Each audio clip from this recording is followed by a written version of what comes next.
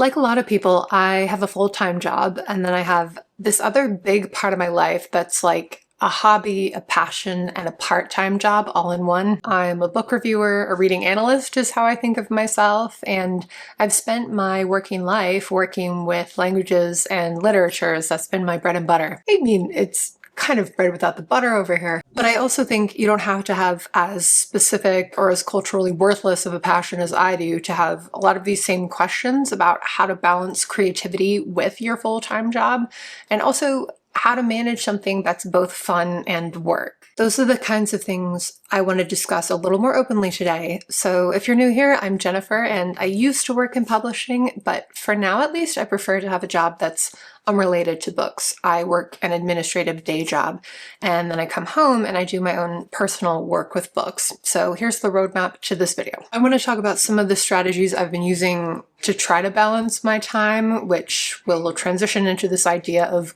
work-life balance, some of the trade-offs there, the inherent problems of working for a creative industry like publishing, and also how I feel like an uncomfortable hybrid of an artistic person and a corporate person. And then I want to at least touch on the fact that, unironically, I know my skills are deemed almost worthless by my own culture, and that's always complicated things. Then I'll get into a few money-related questions about this channel, like not taking sponsorships, not having mid-roll ads.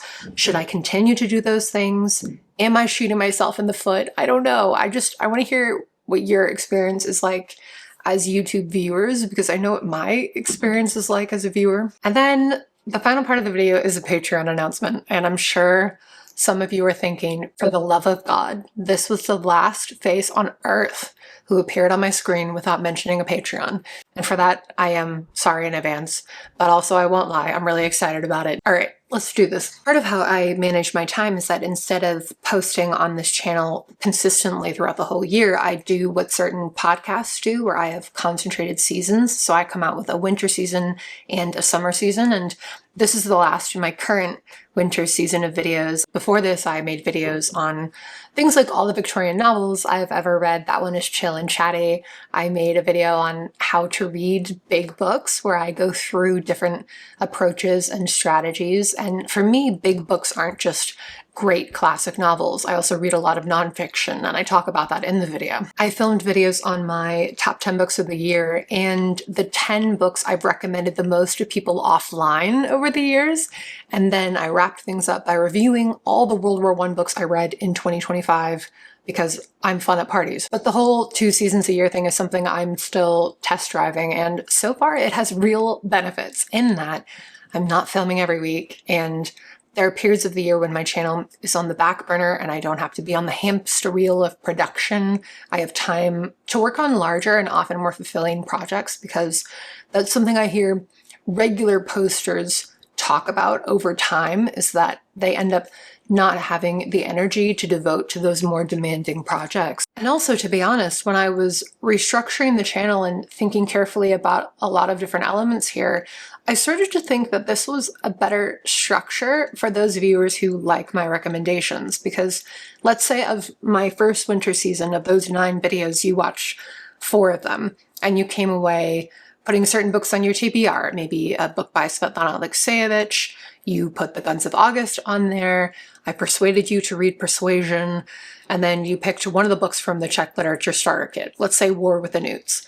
That's plenty. 1 or 2 of those books would be plenty to add to what's probably a pretty robust TBR already, you know? And it's this weird thing where I realized that even though I love the chattiness of regular wrap-ups from other booktubers, if I'm watching someone whose recommendations inspire me, it's almost like I have to ration their videos, because in this phase of life, I'm not reading 10 to 15 books a month anymore. And if you just like hanging out with me and your taste doesn't align with mine, then that's not a problem for you. But for those of you who do look into some of my recommendations and consider reading them, I think the fact that I'm featuring a limited number of books and that I'm showing up in your feed not as often might actually be more useful and more realistic as a time frame to actually read something I mentioned before I then come back with another season and more books to recommend. Algorithmically, the 2-season structure is tough, but that's not for mysterious reasons or because I'm being punished in some sinister way. It's just the nature of your feed where most people choose their next video from the homepage.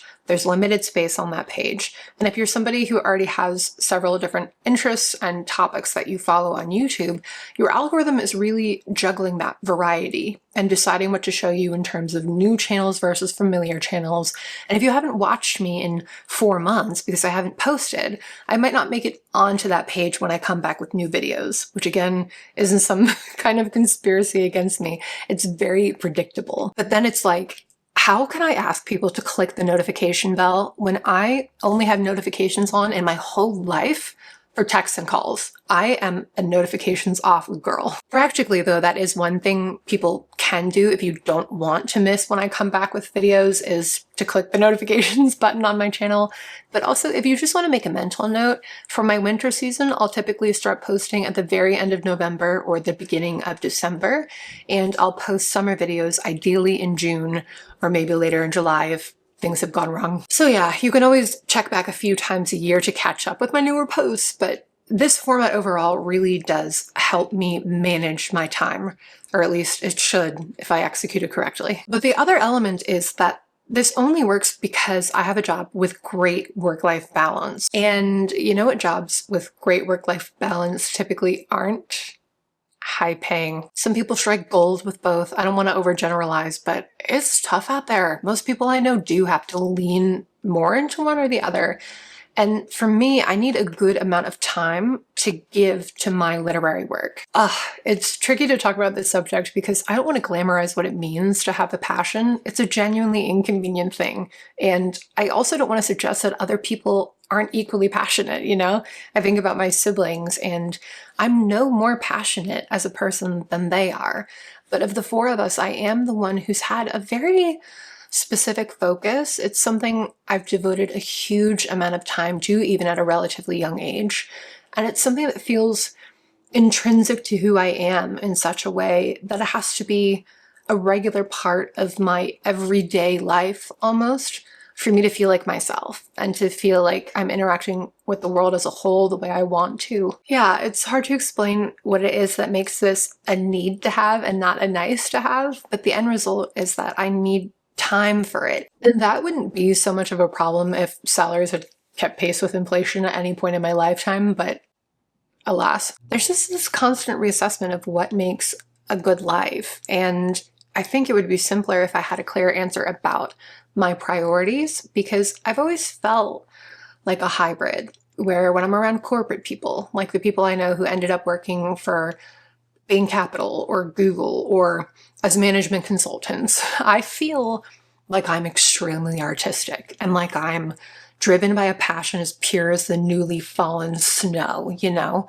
And then when I turn around and hang out with the other people I know, people who are working as professional clowns or directing Renaissance music ensembles or teaching poetry workshops, I feel unbelievably corporate. I'm like, I can't live like that. I can't live freelance, paycheck to paycheck, gig to gig, flowing through the world, just nourishing my soul and my talents. Like, I want security. Also, I like going into an office and making my coffee, chatting with my colleagues and sending my little emails. I know some of you do wonder why I stopped working in publishing, and this isn't going to be an expose or anything, but I will say that I like having a job outside a creative industry for 3 main reasons.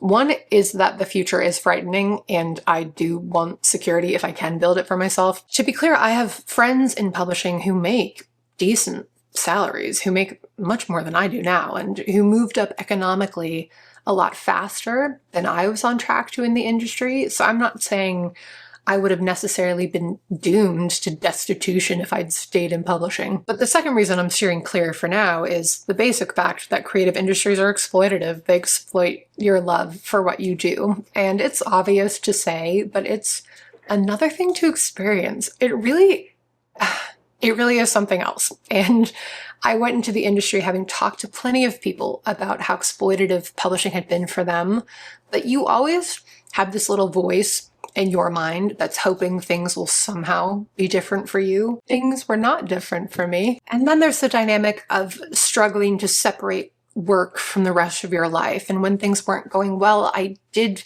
find that it was bleeding into how I felt about myself, which, to be fair, is something I think I would have learned to manage better over time if I had stayed in the industry, and that I would be better at now if I were to go back into publishing in some capacity. The third reason I'm not some rising industry star and that I'm over here being a nobody is more specific to me. It's that my focus is on Central and Eastern Europe, and in the literary world of foreign rights, which is what I did and what I love in the industry. Small to medium-sized countries are treated like the training grounds that prepare you to work with the bigger and more influential markets.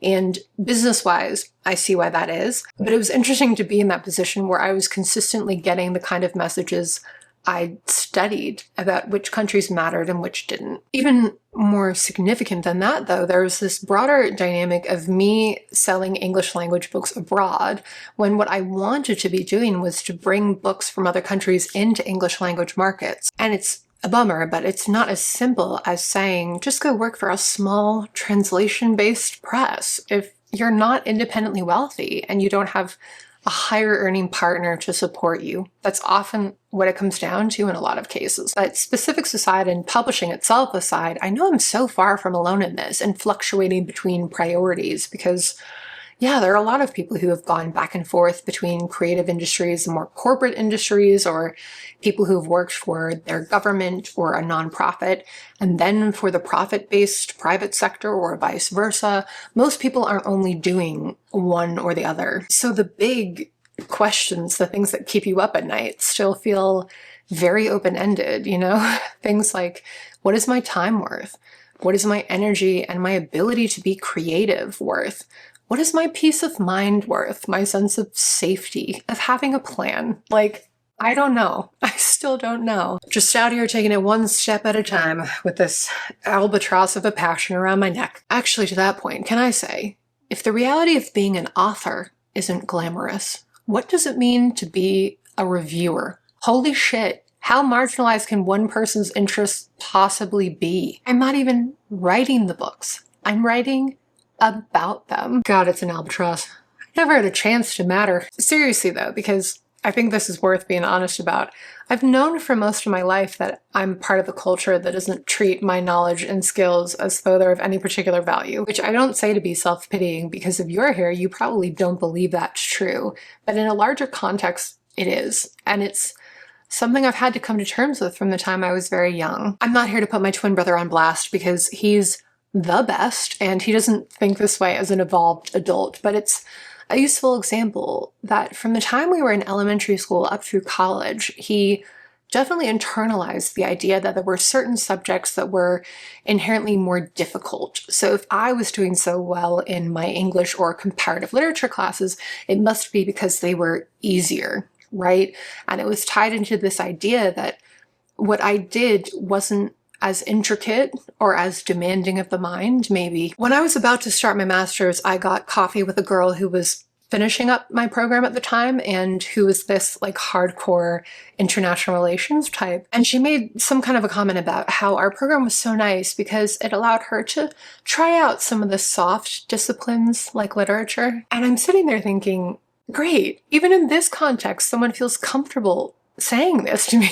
It's interesting. I would say overall, I don't resent the marginalization of literature as a field or as a hobby. I guess part of me is somewhat resigned to it. It's like, I know I'm going down with this ship. Although I do kind of resent the degeneration of people's basic reading skills because we all experience the effects of that. But I wrote my master's thesis on a topic like this. I wrote it on the changing landscape of writers in Eastern Europe and how writers used to be the heartbeat of those societies, and then they transitioned into a kind of irrelevance similar to what you see in other places. And in the course of my research, there was a quote I liked from the Serbian writer Mihailo Pantić, where he had this to say: "Literature lost its power and social influence in the post-socialist cultural model. It became a very private tale without social significance, a tale that seemed attractive to certain academic circles, to some writers, and to an occasional reader whose passion for the written word resembled the passions of like other marginalized social groups. There are people belonging to sects that worship Satan and clubs of bull terrier owners, but a few people, imagine this, read modern Serbian poetry.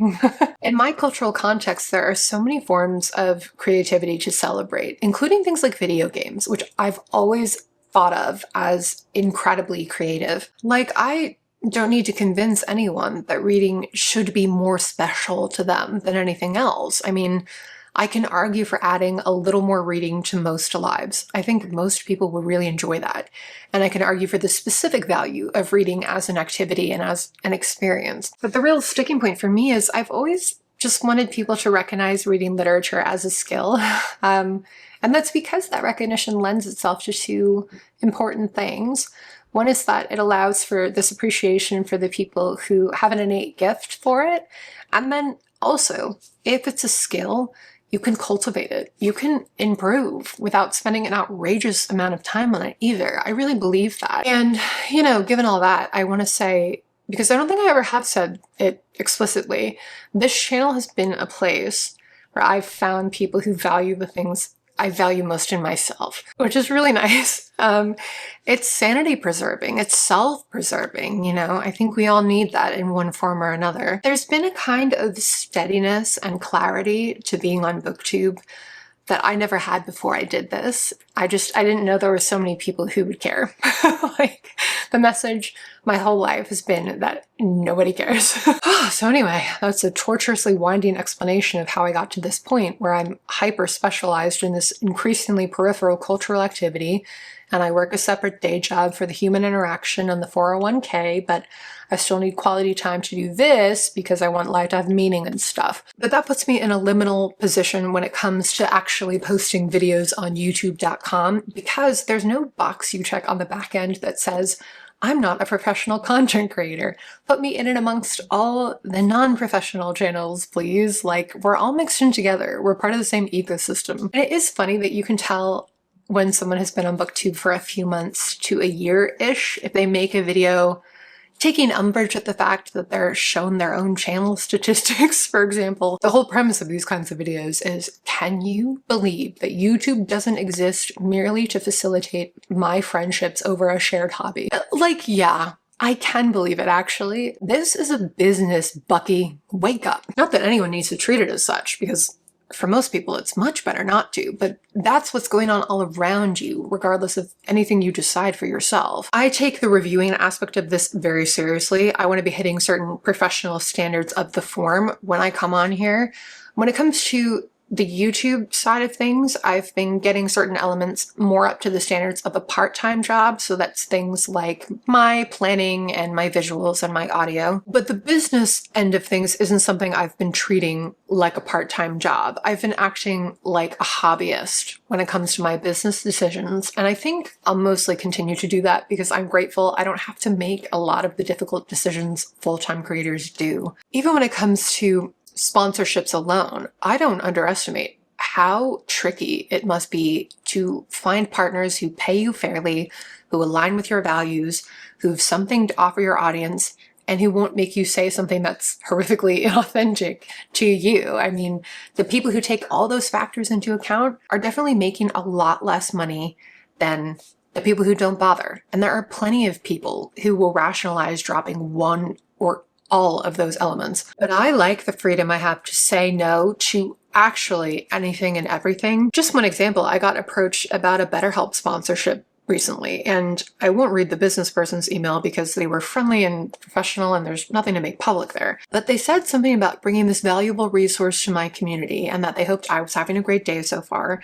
And so this is what I said. I appreciate you writing to me. It's a tough one though, because BetterHelp sponsorships strike me as unethical. After all, sponsorships are advertisements and they're intended to be profitable for both the creator and the company. So why should any creator feel comfortable profiting off the mental health struggles of their viewers? I wouldn't interpret this kind of partnership as me being supportive of my community, but it was kind of you to reach out, and I also hope you're having a great day so far. So if you'd like to support me not taking a BetterHelp sponsorship, join my Patreon or buy me a $3 coffee, folks. I'm pretty confident my response would have been exactly the same, even if I were a full-time creator and dependent on my channel for my income, but I'll never be tested on that. And that really does make a big difference, you know? My income is modest, but it's steady, it's predictable, and I can honestly say that I'm not in a position to compromise my values in my full-time work, but even if I were, those compromises wouldn't be public the way YouTubers are. So I don't want to position myself as not like other creators, because doing this on the side gives you more choices and easier choices. But I'm at an age now and our economy is such that I'm starting to ask myself more complicated questions, because practically, if I can't make at least a little more from doing this, I will have to divert time into other kinds of part-time work. And I wouldn't stop making videos overall. This is not a threat.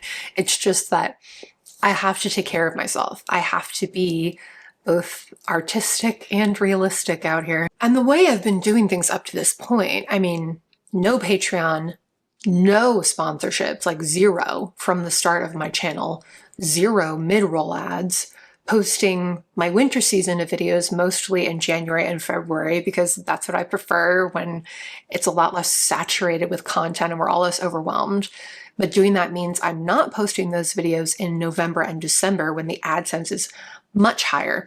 There's a collection of decisions that have led me to a point where to say I'm not making much from this work is an understatement. So I want to mention some of what I'm considering to see what you think, because I'm open to taking certain very limited kinds of sponsorships. To be clear, none of the sponsorships I would take are things I've been approached about. I wouldn't want to promote products or services in general, but I would partner with bookshop.org, for example. I think their business model is so interesting, and the way they work with independent bookstores. And they're the organization that helped me quit buying books from Amazon years ago. It's been well over 5 years since I've bought a book on Amazon, and a lot of that is because of bookshop.org. I'd also be interested in featuring publishers and individual imprints that bring books in translation into the English language markets, especially books from Central and Eastern Europe. I could see how featuring an imprint whose specific books I've already read could be really fun and natural for me, and could be informative for other people too. There is one non-literary category I've thought about, and this would never happen. These companies would never sponsor me, but I am a makeup girl. I'm pretty knowledgeable about makeup, and you better believe, creature of the night as I am, that I am blush draped to the gods whenever I press that record button. So one of my funny, unrealistic pipe dreams is to have a makeup sponsorship from one of the few super small, independently owned brands that I have supported for a long time. Yeah, those are the kinds of things that wouldn't make my skin crawl to talk about on camera. But I won't be out here in these streets selling a meal kit or personal training or a VPN or anything that brands itself as paraben-free. That's just not really my vibe. I'd be interested to know what you think though, because like I said, we're at zero sponsorship so far. I'd welcome your input. What do you hate being sold? Let's just all complain together. And then with mid-roll ads, I don't want to do them. I watch them for other creators. I watch through most ads because, all things considered, it's a small way for me to help people get paid for their work and the way their work contributes to my life. I don't know, as a creator myself, I just hate the idea of them. I hate it because they don't feel like a commercial break in most cases.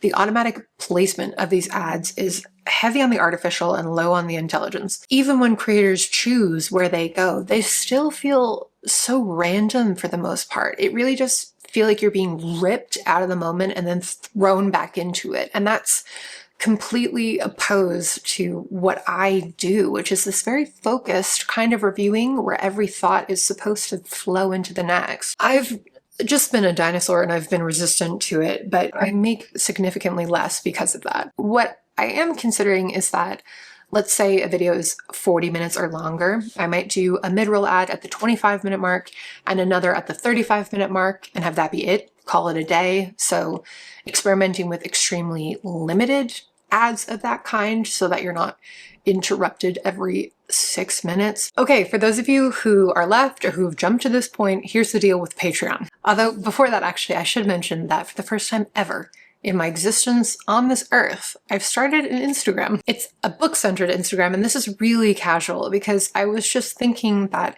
I don't post regularly on Goodreads anymore. You can't rely on that for updates. I've never transitioned to another book tracking site. and I want a place where I can post photos of what I'm currently reading without writing a review. So if you want to follow me there, my new handle is below. I have no followers yet. This is brand new this week, so come on over. Let's talk about what we're currently reading. Okay, Patreon, for real. I've never made one before because I didn't see what I could offer over there that would be distinct from what I was doing on my channel. And that's completely changed because I now have a really clear split of what I want to do here and what I'll be doing over there. Because on this channel, I'm no nonsense. I don't ramble. I come here with a theme of the day, with something I know I want to say, and I say it. These are topic and theme-based videos. They're more considered content. They're deeper reading projects. And what I don't do over here anymore is track my personal reading life. And I don't want to do that here in the most public of ways anymore, but I am happy to do that kind of thing on Patreon. So currently, to start, I have 3 videos up, and one is available for everyone to watch to give you a taste. It's a video on my nonfiction TBR. The other 2 are locked for patrons, and they're reflections on my first winter season and my summer season. They're much more in-depth thoughts on project management fails and my strategies and the thought processes going in, what has worked and what hasn't, and where I want to take things with my upcoming videos. Those are early samples of the kinds of things I plan to post over there. That's where I'll be tracking my different TBRs for nonfiction, contemporary fiction, classics. That's where I'll do something like a bookshelf tour. It's where I would do tags and Q&As. I'd occasionally make response videos to BookTube drama if I felt so called. I might respond to the international booker list over there. Oh, and a type of video I've done in the past and that I would like to do on Patreon is a love letter to the books that would be on my TBR if I were buying books now, but I'm not. So it's a love letter to the books I'm not buying. I have an upcoming video in mind where I'd go through certain categories, like if I had a 0 physical TBR in this moment, what are the next 5 history titles I would buy, the next 5 biographies, the next 5 Baltic books, and the next 5 German language books. Those are categories that are really present in my mind right now. I won't be reading any of those books for a long time, so there's no reason to talk about them on this main channel, but I would be able to discuss them over there in that chiller way. So if you want to join, the link is below. I have 3 tiers, and this is meant to be both a pay what you can and pay what you want to type of system. Everybody gets the same videos across all 3 tiers. Nobody's flying first class or flying in coach over there. One technical thing I'll mention is that I get a much larger percentage if you sign up on the desktop version of Patreon versus on an iPhone-based app, because this is a thing where if you have an iPhone and you have Patreon through the App Store, Apple takes a percentage of all the revenue that goes through that stream. So you can still use the app to watch my Patreon videos, of course, but for me or anybody else, if you sign up on the desktop, it does make a big difference. I'm also keeping my coffee page. For those of you who aren't familiar, it's a place where you can buy me a coffee for $3 or for the price of your choice. I like having something that functions as a one-time tip for those of you who prefer that to a monthly option. There are a few of you out there who have already used that, and you are legends. Absolute legends, I tell you. And I want to say too that the best and fullest version of what I do as a reviewer will continue to be here on this channel, accessible to everyone. If you can't join the Patreon now, or you join it now and then your financial circumstances change, or if you just don't feel like joining it, watching my videos is tremendously supportive. There's nothing else that you need to do as additional support. So I thank you for being here. Oh, God, let me check my notes. I think that's everything. I'm so curious to hear what you think. I mean, I'm nervous to finally take this step, but it feels very organic, and I'm glad that I waited until it felt that way. Thank you for watching this. Thank you for being here with me. I'll see some of you over on Instagram and Patreon, and I'll be back here in the summer with another season of videos.